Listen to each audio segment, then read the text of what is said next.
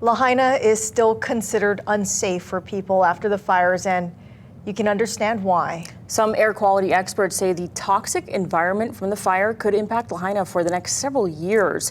And joining us now live to talk about this is Glory Dolphin-Hamis, the CEO for air quality company IQ Air. Glory, thank you so much for joining us. We want to ask you what kinds of toxic particles are in Lahaina right now and what make them so dangerous?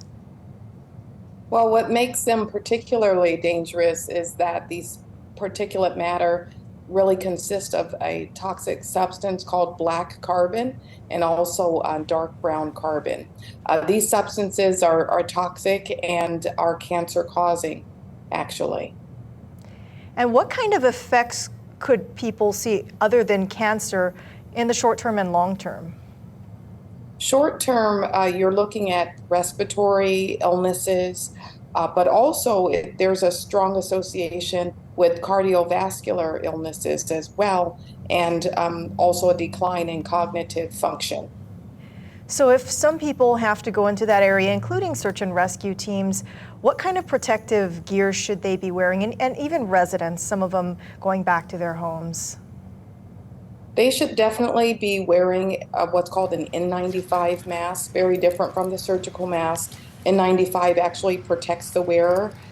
There are some things that you can do, and you've seen them probably within construction sites.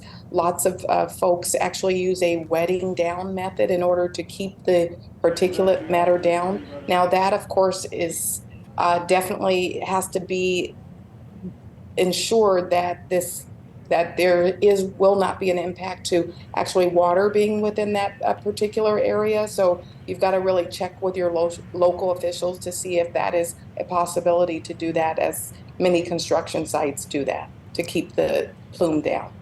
And I'm going to take it back a step. Can you just explain what exactly creates this toxic environment that we're seeing in Lahaina right now? Yes, so what happened is, just because as a result of all of the black and dark brown carbon being burned, there's still residual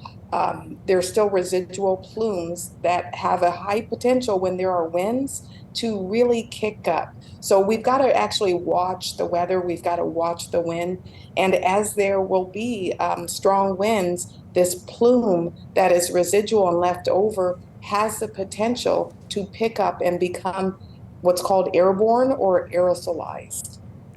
And one final question, people who aren't in Lahaina town, but you were talking about it being airborne, how far away should they be worried that they might breathe in this air?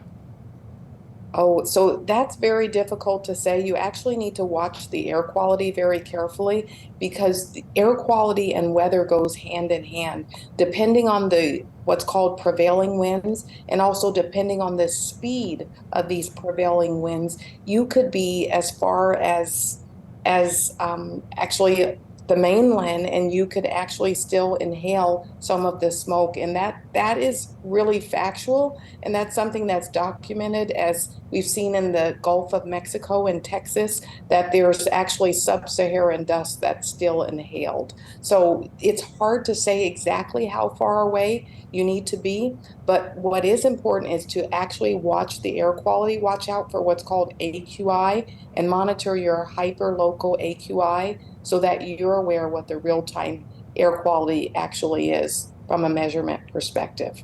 Yeah, really important for residents, first responders, and everyone to keep in mind. Well, thank you so much for shedding light on this. Glory Dolphin-Hamis with IQ Air. We really appreciate your time.